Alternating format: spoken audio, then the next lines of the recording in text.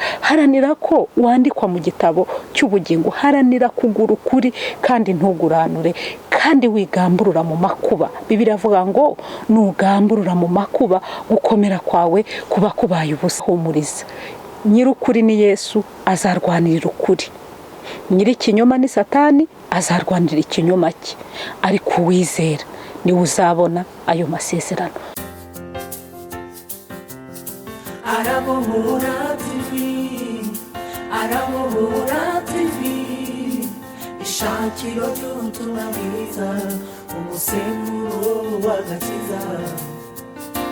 Arabohora TV. Twongeye kubasuhuza bakunzi barabohora TV. Uyu ni umwanya mwiza wo kuganira ku ijambo ry'Imana, kandi ijambo ni ubuzima. Imana ijya kurema isi yarategetse n'ijambo ryayo byose bibaho. Amazina yanjye nitwa Betty Nyiramukiza, ndi mwarimu muri International Remera muri ADPR. Shima Imana impaye uyu mwanya ngo tuganire ijambo ry'Imana. Turasoma muri Daniel ibice byaho bitatu, umurongo waho wa 16 haranditse ngo Saduraka, Meshaki na Abedenego basubiza umwami bati, Nebukadinezari, nta mpamvu n'imwe ituma tugusubiza iryo jambo niba ari ibyo. Imana yacu dukorera ibasha kudukiza itanura ryaka umuriro ugurumana, kandi izadukiza ukuboko kwawe Nyagasani. Ariko naho itadukiza, umenye ko tutari bukorere imana zawe, habe no kuramya icyo gishushanyo cy'izahabu. Imana umugisha. Reka dusenge hanyuma tuganire. Mwami Yesu, izina ryawe niryubahwe, ubwami bwawe nibuze, ibyo ushaka biba ari byo bibaho. Tugiye kuganira ku ijambo ryawe, ngwino udufashe, udushyigikire. Umwuka wera w'Imana abane natwe, ntaba ari twe ahubwo izina ryawe aba ari ryo. Uryumva umuha umugisha, ari ubwa mbere cyangwa amaze igihe. Icyo twifuza ni uko ubwami bw'Imana bwubakwa mu mitima yacu. Mu izina rya Yesu niho tubisabye, amen.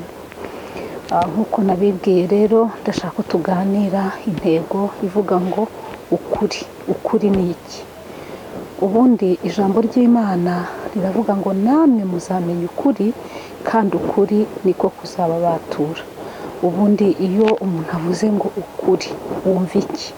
Ubundi ukuri ni Yesu, ukuri ni Imana, ukuri ni Mwuka Wera. Namwe muzamenya ukuri, kandi ukuri niko kuzababatura. Bishatse kuvuga ngo namwe muzamenya Yesu, kandi nimumumenya niwe kuri. Ubundi ukuri ni opposite y'ikinyoma, ni intambara. Hari intambara kurwanira ukuri, hakaba no kurwanya ikinyoma.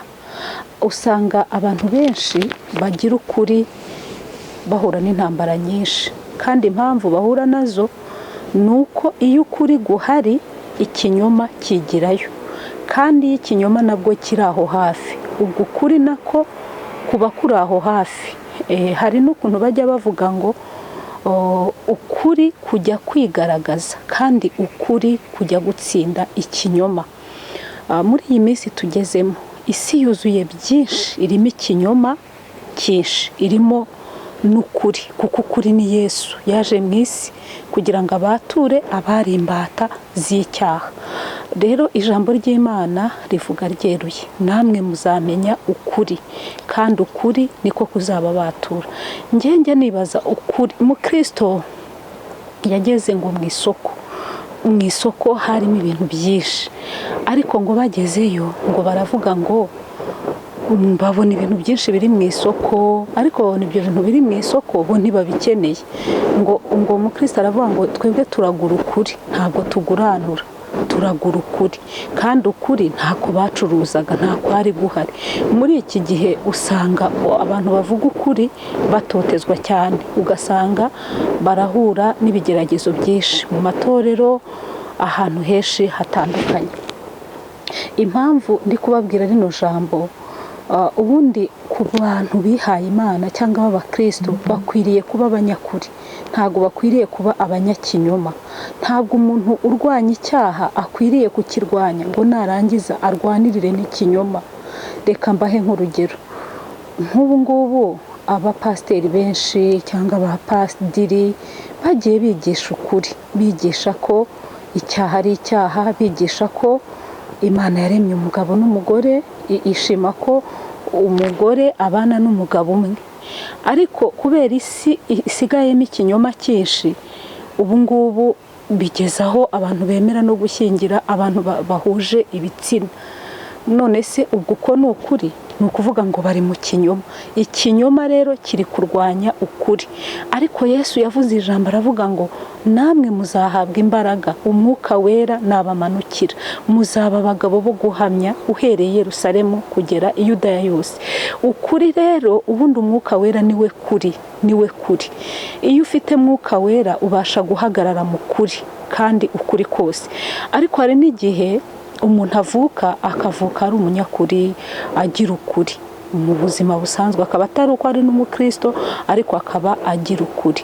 Ijambo ry'Imana rero riravuga ryeruye yuko ukuri ari Kristo, ukuri ari Kristo. Ni intambara iri hagati y'ikinyoma n'ukuri. Iyo ukuri guhari ikinyoma kigirayo byanze bikunze. Rero iri jambo dusomye riravuga ngo Saduraka na Meshaki Abedinego bo bari barakiriye ukuri, bari barakiriye Yesu, bari bafite Imana, bari bafite mwuka wera muri bo.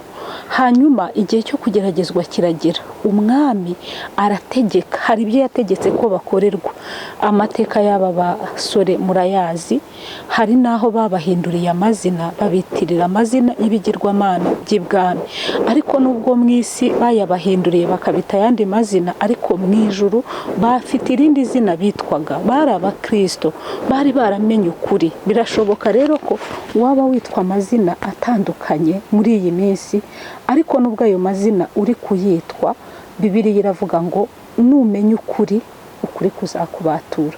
Ushobora kuba witwa ayo mazina kubera yuko wakijijwe, kubera yuko wamenye Imana, ukaba ufite uko umeze, nuko uri gufatwa muri sosiyete. Ibyo ntibigutera ubwoba.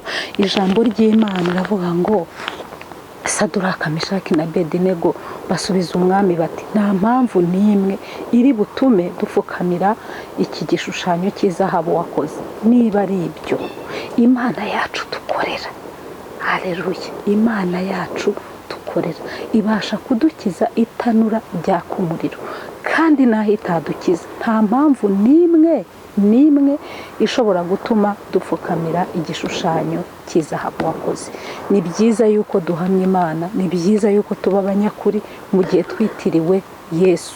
Ni byiza yuko duhamya Imana twamenye. Bo bahamije bashize amanga, baravuga ngo niba ari ibyo, iryo jambo niba ari ibyo.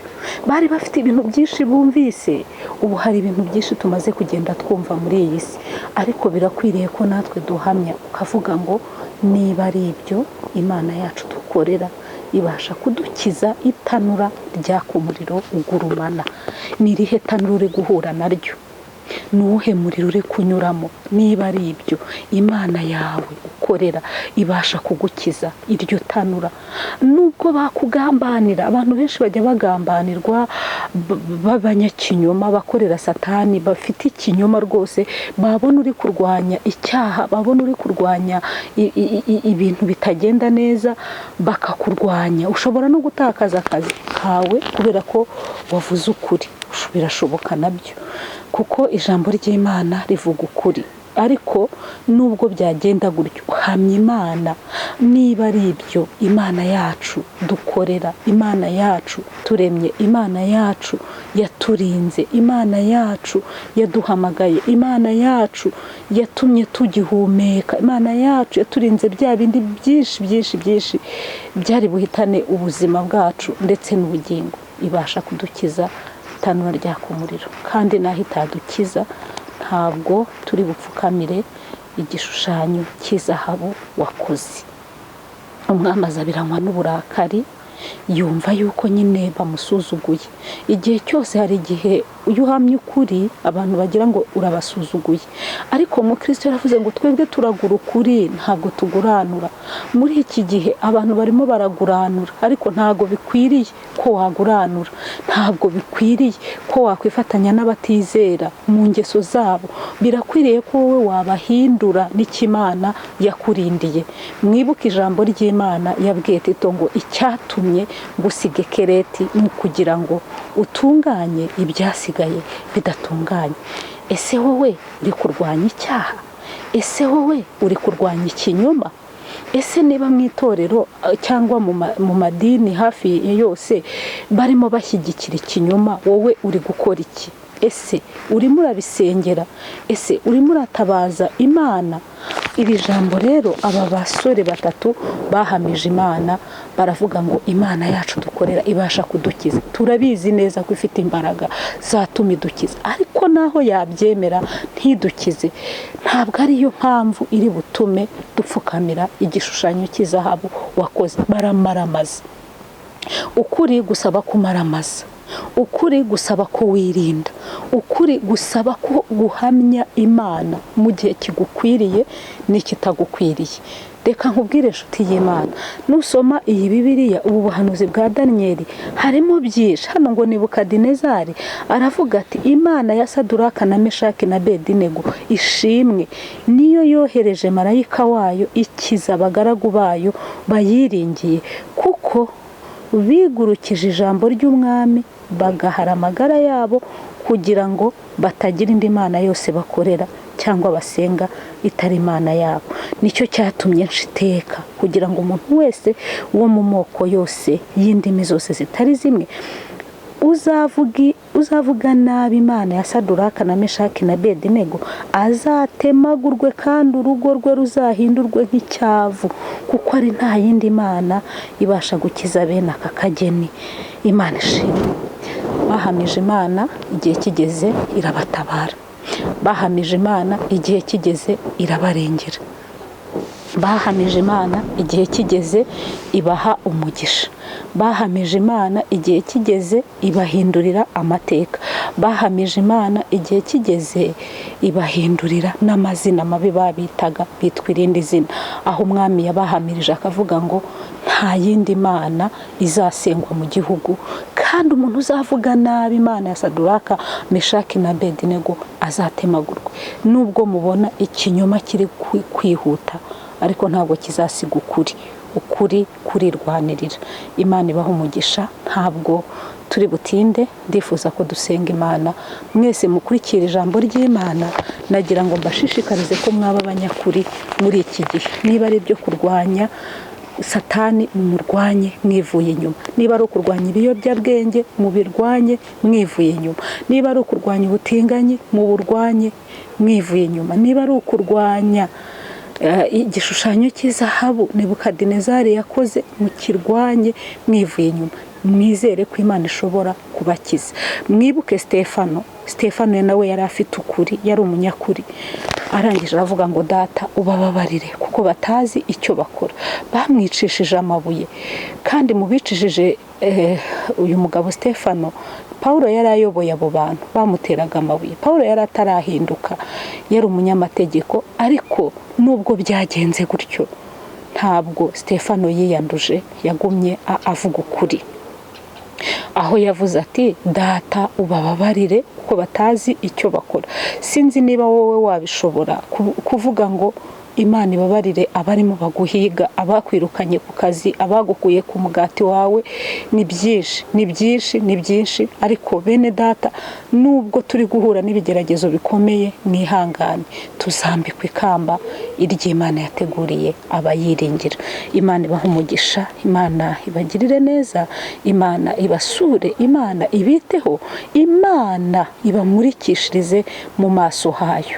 Ni ingero nyinshi twavuga, ariko ariko mujye muba abanyakuri, kandi uko kuri kuzaba ariko kubabatura. Intego y'uyu munsi yavuga ngo namwe muzamenya ukuri, kandi ukuri niko kuzaba batura, kuko ukuri nyine, ukuri ni Yesu, ukuri ni Mwuka Wera. Ntushobora kugira ukuri utabiheshejwe na Mwuka Wera. Cyakora hari abantu bagira ingeso nziza, akaba mu by'ukuri no mu busanzwe agira ukuri, akaba n'abandi bagira ibinyoma bakabeshya.